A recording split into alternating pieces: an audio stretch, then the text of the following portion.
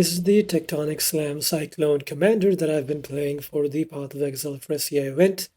This build has incredible offenses and defenses, allowing you to kill anything and everything in the game with ease, such as Exarch, Maven, the Awakener of Worlds, whoever this guy is, so on and so forth. So in this vid, I'll be going over every single thing that you need to know so that you can play this build for yourself. So offenses, defenses, a full crafting section, and going over the POB and all the configs in the end. So let's begin starting with our gem links. Our primary skill is Tectonic Slam of Cataclysm linked with General's Cry. Tectonic Slam of Cataclysm is a transfigured gem that makes it so it does more damage for every endurance charge that it removes from you, and General's Cry is a war cry that spawns Mirage warriors from the corpses of enemies around you that have the same stats as you, including the same number of endurance charges that you had at the time of using the war cry.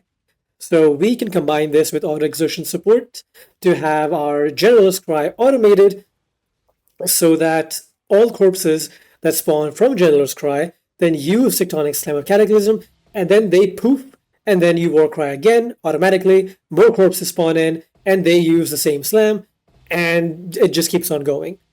So our secondary skill is Cyclone linked with Shockwave support. So this is going to be our primary clearing skill, and which is going to be used to create the corpses for General's Cry while we are mapping. For bossing, we will be using Desecrate to spawn corpses, and then our General's Cry will be using those corpses instead. Cyclone is still used on bosses as well. It's just primarily used as a way to apply Intimidate, to cull, and to just have a tiny bit of extra damage. Defenses is the build Tanky.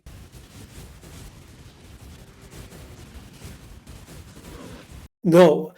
So I'll use my fight with Uber Elder as an example. So here you're seeing me tank Shaper Slams, you're seeing me tank Shaper Balls, you're seeing me tank Shaper Beams. Elder is basically tickling me, right? I'm standing in the degens. This is a very messy fight that I'm not caring about anything. I'm just going around hitting stuff. So that shows that this build is quite tanky, right? Yes, however, it is reliant on two things. A, you need to have your endurance charges up, so you do need to use your Enduring Cry in the beginning of the fight. After that, your medium cluster jewel that I'll go over afterwards will keep your endurance charges capped no matter what. And you cannot base tank killer Uber mechanics, so Maven beams, you can't tank Cirrus meteors, you can't tank Maven memory game slams. You can't tank those. But as you can see here, I even tank Shaper's bullet hell. I can't fully tank it. If I get shotgun by it, I cannot tank the entire thing, but immediately after that, I tank the Shaper Slam like it was nothing. So, but it's quite tanky. We do not use armor or evasion or anything like that. We are purely tanky because of our endurance charges and by converting half of our physical damage to fire. Onto the items, starting with the mace. So for the base of the mace, you need a mace with 2 tier 1 prefixes of physical damage and flat physical damage to attacks. You want to use this search specifically so that you don't get the hybrid phys mod. You only want the high tier physical mods. You can get this on an Imperial Maul base or a Karui Maul base. Karui Maul is better.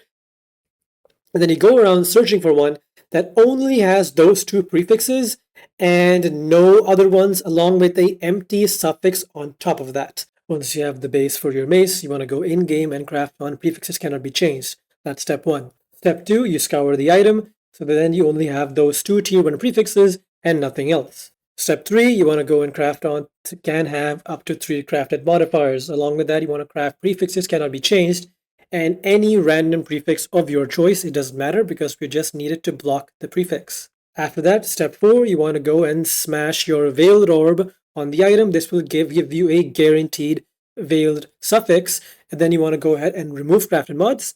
And then you want to craft on any sort of damage over time multiplier.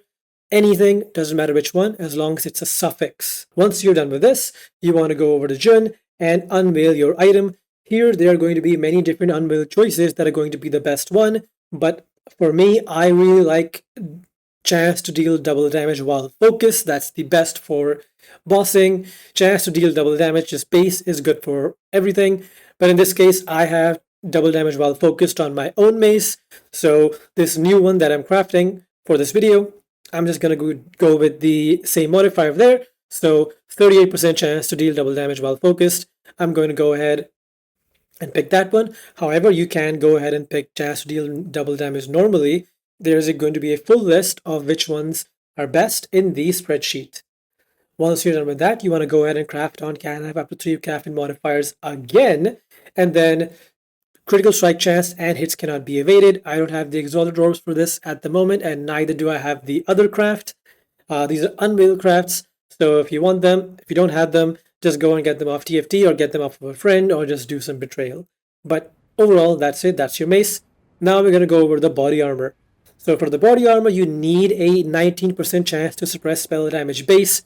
That is very important. You cannot go any lower than 19%, and then you want to use an Essence of Horror for the chance for the 10% reduced critical damage taken per endurance charge. And then you want to spam that until you hit any tier 1 resistances on your suffix. Any tier 1 res works here, not tier 2, not tier 3. You really need tier 1 no matter what. You can play around with annuls if you want to, annuls and exalts, but these essences are very expensive, so you only want to look for one modifier, and that's going to be a tier 1 res. Here I hit tier 1 chaos res and a mediocre hybrid life roll on the prefix, which is completely fine. Then you can go and play around with exalts and eldritch annulment orbs for the prefixes afterwards.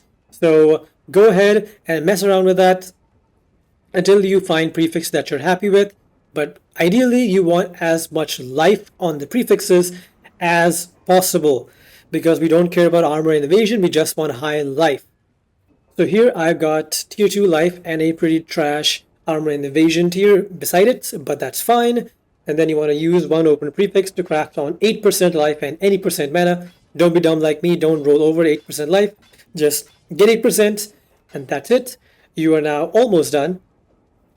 So after that, you want to go and grab a Omen of Jewelers to make your item a 6 socket. You want to grab an Omen of Connections, make it a 6 link. Both of these are very cheap. And then you do need 6 red sockets here. And since this is a hybrid armor and evasion base, it's not going to be the easiest. So you will need to use an Omen of Blanching here. And I got lucky on the first one, but there you go. Three whites, 3 reds. That means it's all reds. Next up are the gloves. For the base, you want a 14% fractured suppression base, and you want to use any deafening essence of hatred, anger, or wrath, as long as it's a resistance essence. And you want to spam these until you hit tier 1, which is the essence mod, and either tier 2 or another tier 1 resistance. You cannot settle on tier 3. So tier 1, tier 2, and any prefixes, because again, same as the body armor, the prefixes can be fixed later on. So here, I got tier 1, tier 2 on my suffix for resistances. I crafted armor and evasion, and I'm going to use an exalt orb and try to hit any tier of life. I got a decent tier 2 life. I am happy with this, so gloves are done. The final step would be to use the empty prefix to craft on physical damage converted to gold. I don't have the craft, but you get the idea. The gloves are done. Alright, next up is the helmet. So exactly the same as the gloves. You want a 14% chance to suppress spell damage helmet, fractured on any base. And then you want to use the same essence if you've bought enough of them, and just spam this until you hit any decent tier of chaos res. So now it can't be any normal res. You need one roll of chaos res on both of your gear pieces. I luckily got it on my body armor. You would need it on both your gloves and your helmet. But so in this case, I got tier 1 cold res and tier 1 chaos res along with a decent tier of life. So I'm stopping here. But in your case, this would probably be a good tier of chaos res on the suffix, and you would need to fix the prefixes as you did with the gloves. For the boots, it's just going to be a 0 step, and you need it to be a max roll of suppression, and that's it. For the jewels, you need one normal jewel with 10% to all elemental resistances fractured on it, and then you want to go and reforce life over and over and over again until you hit any kind of critical strike multiplier along with life. So this can be anything, but I got global crit multi here, so I'm settling with this. But the best crit multi is going to be critical strike multiplier with fire skills or critical strike multiplier with elemental skills. This is critical strike chance. It's the only decent mod on a prefix that you can get, so I got it, so I'm happy. For the small cluster jewel, you will need to reforge speed on this. Every single time you click this, you will always get darting movements. That is the passive skill that we want. Along with that, you want to try and find all elemental resistances, or at least like 2 high tier flat normal resistances. So here, you're going to see me click this a few times. I rolled over a few tier 1 res. I don't want tier 1 res, I want 2 tier 1 res ideally. Or this 6 to all elemental resistances, that is tier 1 all res. That's the best thing that I could have gotten, so you want to go for that. And I exhaust slam a little bit more res. For the Abyss Jewel, you need another fractured elemental resistance base of any base type, and you want to reforge chaos until you get chaos res and life. I got pretty lucky here hitting it in my first few attempts. Next up is the other Abyss Jewel. So here, same fracture. I forgot to hit record on this, but you want to go reforge lightning here until you get 50% chance to avoid being shocked. It needs to be 50, can't be lower than 50, and having life alongside that is great, so try to go for that.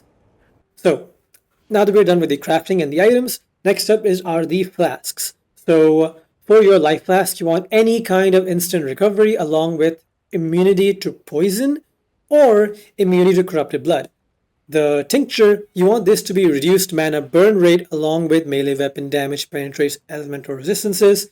Now, most streamers, build makers, whatever, they'll put increased effect on the prefix here instead. Don't go for that. Increased effect makes it so it dies off very quickly, but we use an enduring mana flask along with CB immunity or poison immunity on the suffix. Whatever you didn't get on the life flask, you get over here. This allows us to have a basically permanent mana flask going, even if our mana flask is full, if our mana is full. And this makes it so our Tincture can be active at the same time as our mana flask without us needing to spam the mana flask. This gives us almost 20 seconds of uptime on our Tincture, almost 30 if you're also mana leeching. So along with that, we also have a diamond flask. This is very important. You need this to have flask charge when you deal a critical strike and increase critical strike chance during effect.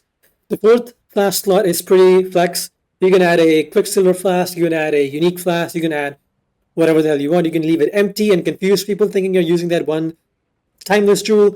Whatever the hell you want to use it here. I prefer using a sulfur flask because it gives me consecrated ground and it gives me the movement speed on the suffix anyway. For the items, the belt, you need this to be 100% effect. Not 94, you need this to be 100. 100 is not that expensive. However, if you cannot afford 100, at the moment it's like 5 div. If you can't afford that, if the rest of the gear was too expensive, then you can use this craft on your body armor instead to fill up the remaining ailment avoidance that you might need to be fully ailment immune. So keep that in mind, but I do highly recommend just getting a 100% belt. So for our rings, it's just 2 Chaos signs, pretty simple, 10 each. Ashes of the Stars is our amulet, try to get as much quality on this as possible, very big damage boost along with Whispers of Doom as the anoint. Everything else, already went over it. And now, let's go over the path of building to see exactly what's going on in the background. Alright, here we are, we're in the path of building, so I'm going to go over the skill gems first and then the rest of the passive tree. So everything here is pretty straightforward, but there's a few things that I need to explain. So for the Cyclone 6-link setup, you have a choice here between Infused Channeling and Culling Strike. Culling Strike gives you way more damage, obviously, because you execute the person and they drop at 10% life. Very good for like really tanky pinnacle bosses. However, Infused Channeling gives you 10% less damage taken from hits and overall more damage. So it's up to you whether you want to use this or this. I prefer using Culling Strike, but you can use Infused Channeling as well. If you are not using Infused Channeling, you do need to remove the line over here for less damage taken from hits. So for our Second, sixth link, it's the Tectonic Slam of Cataclysm, linked with Auto Exertion and General's Cry. I already went over that in the beginning. Besides that, we have Awakened Melee Fizz, Endurance Charge on Melee Stun, and Elemental Damage with attacks.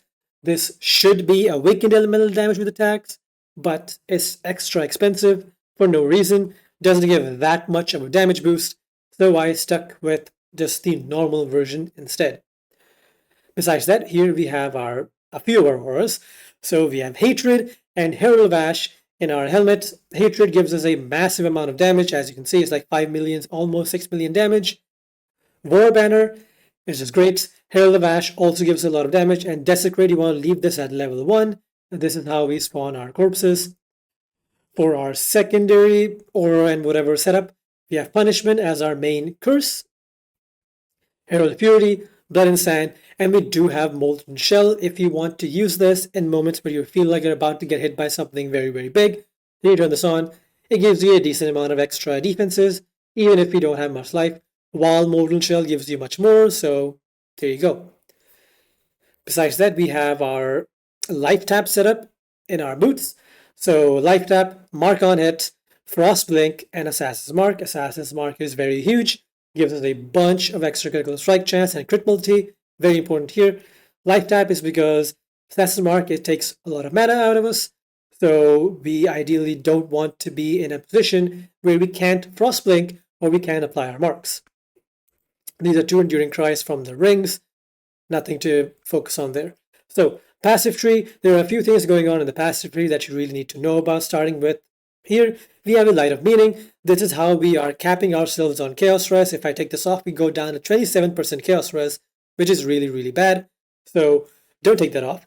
Keep that on. It's not very expensive, and it gives a massive amount of Chaos Res because it converts all these little nodes here into giving us 4% Chaos Res on top of what they already give.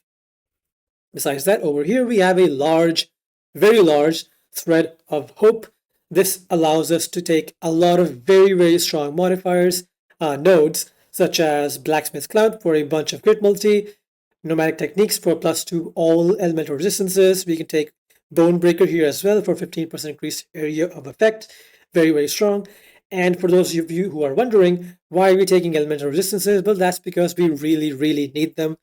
There is just no other way to cap out res without taking these 2 points, unless you want to spend a massive amount of currency on trying to get elemental resistance implicits on your rings.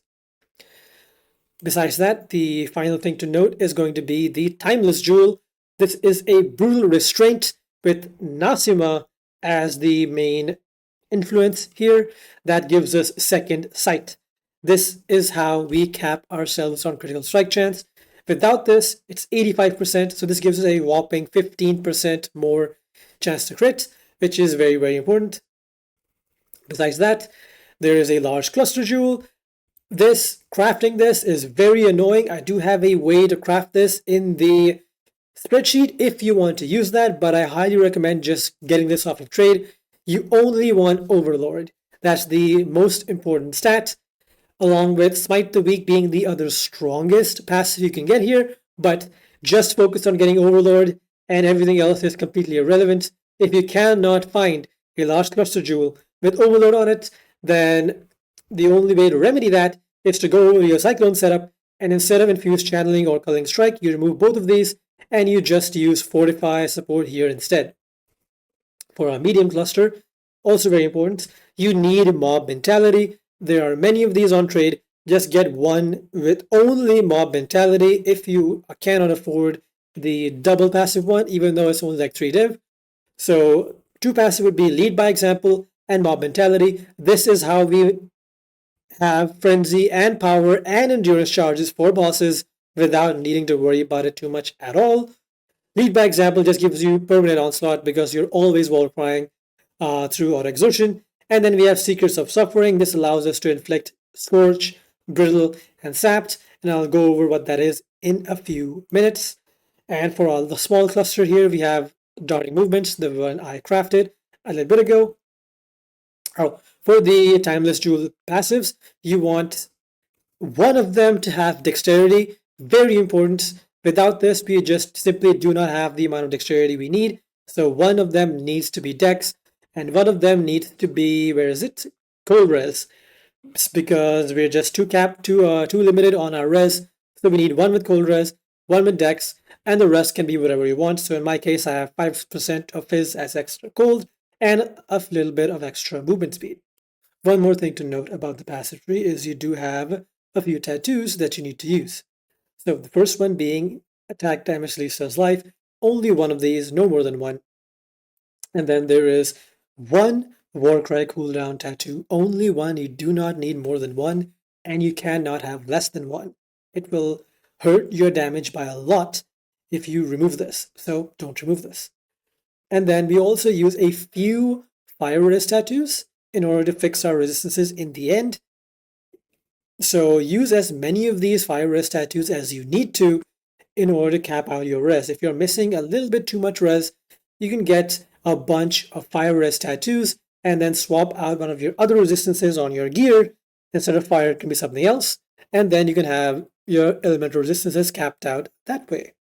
Okay, so one very, very important thing for this build that a lot of people do not understand, especially other build makers that have made a similar build using General's Cry and whatever else, is the use of Warcry cooldown recovery rate. So currently you can see my damage is 26.8 mil, right? What if I take Warcry cooldown recovery rate? If I take this node, which says 120% increased Warcry cooldown recovery rate, the damage basically doubles, right? Wrong. So this is something that a lot of people don't understand, and they think, oh, they just have that much damage. They don't. Warcry cooldown recovery rate in POB makes it so it thinks that your general scry cooldown, if I go over here and let's select this, hang on, here, right, so here it says the cooldown right now is 2 seconds. So every 2 seconds, your general scry pops, and then your Mirage Warriors summon in, they use their slam, and they leave. That's what POB thinks. When you increase the cooldown of this, now it thinks every 1.1 seconds that happens, so that's almost half the cooldown, so it's going to be double the damage. Not really, because when you use General Scry, whether manually or automated, it spawns corpses one by one. So you Warcry, it spawns one corpse, another corpse, another corpse, another corpse, and up to your maximum number of Mirage Warriors. In this case, we have 7. So if you Warcry again, before those warriors use their slam, they will get replaced before they used it.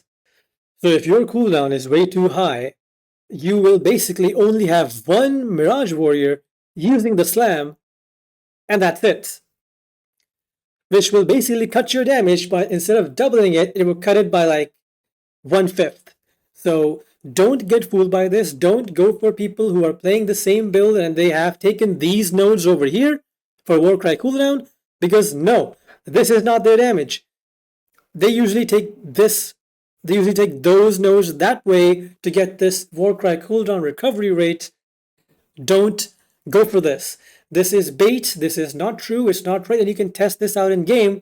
You can go up to a boss, tanky one that doesn't do much damage, and just spawn your Mirage Warriors and stare at them. You will notice that maybe one, maximum 2 of them are actually using the slam, and the other ones are just constantly getting replaced because your General's Cry is popping way too fast.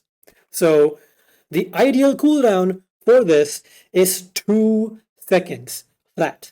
It can be 2.1, anywhere between 2 to 2.1 is the sweet spot, so that all 7 of your warriors can use their slam before the next Warcry procs. How do we get exactly 2 seconds on this? Well, first you need a auto exertion support at 20% quality, and you need a Ashes of the Stars with 25% quality.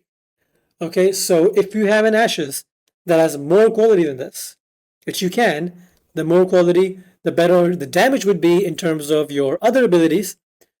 So if you have one with, let's say, 30% quality, so I'm just going to edit my Ashes here to have 30% quality instead, if you want to go to that route. So if this had 30% quality, if I save that, Now my cooldown goes underneath 2 seconds. This would make it so my 7th Mirage Warrior won't be able to use his slam. So in this case, I just lower the quality on my auto exertion supports until it hits back up to 2 seconds. So in this case, I think it was 17. It has to be 17% quality if we have a 30% ashes. So mess around with the quality or the level. If you can't mess around with the quality, mess around with the level of the gem itself. So each level does the same thing almost. So here is 1.9. If I bring this down to 17 or 18 in this case, the cooldown drops. 19, the cooldown goes up. So you get the point. Mess around with the levels, mess around with the quality until you have exactly 2 seconds of skill cooldown on your General's Cry. And that's it. Very important subject here. So on to the next step. So to go over the config real quick, just so you guys know that I'm not inflating the numbers or anything of that sort. All our charges will always be up thanks to our medium cluster jewel. We will always have life tap, we will always have onslaught, we will always be fortified, we will always have rage for pinnacle bosses. Number of enemies will always be 1. If it's pinnacle bosses, it will be more than 1 if it's mapping. We will always be hit at least 5 times because we have no evasion, we're tanking everything. We'll always be channeling Cyclone. The enemy will always be maimed because we're always hitting them with Cyclone. The enemy will always be debilitated thanks to our punishment curse because they'll always be hitting us, so they'll always be debilitated.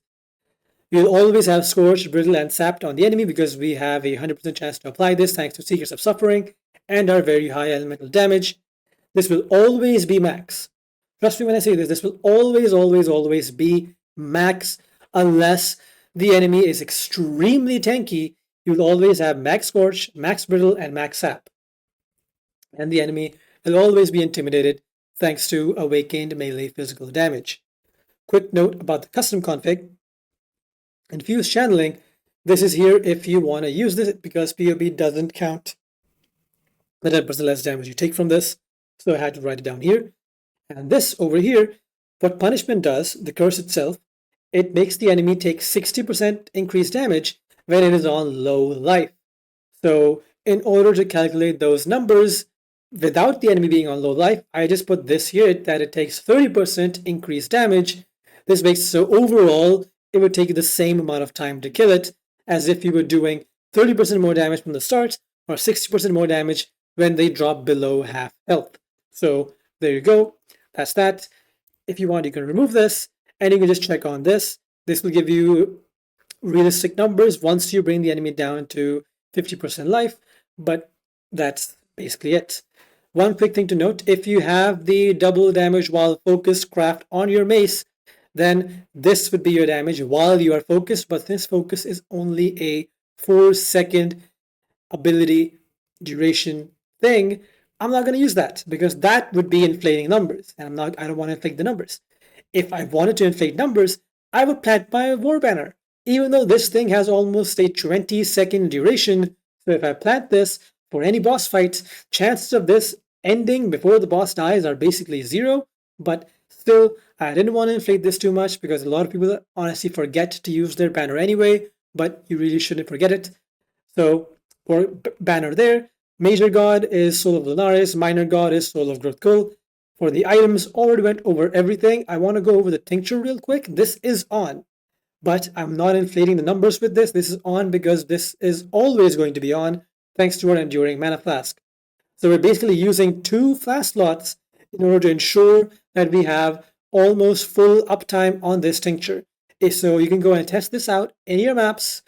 When you play this, you will have up to 20 to 30 seconds of Tincture uptime thanks to this Mana Flask and your Mana Leech. So test this out. Even without playing the build, just buy a Tincture, buy an Enduring Mana Flask, and go test it out in like Blood Aqueducts or something if you don't believe me. But yeah, so this is your damage with this setup, and that's everything for the POB. I want to quickly go just show the other POB. This is no suppression. So if you don't have suppression, this is your damage while focused, and this is your damage while you are not focused. So it is way more damage, but you lose a ton of tankiness without the extra suppression, although it is easier to craft your gear for this. I will have this version linked in the description as well, but just trust me, the suppression version is better. Go for that one if you want to play this. You will basically never die while you have 100% suppression. So that is it, and that is all. I hope you guys have fun playing this. Whoever plays it, please tell me in the comments how it feels for you. And if you have any questions, please feel free to leave those in the comments as well. I always answer every single one, as you all know if you've been here before. And please remember that if you somehow still die while playing this build, even though I tried to make it as tanky as possible, then, well, man, what can I say? Skill issue. Bye-bye.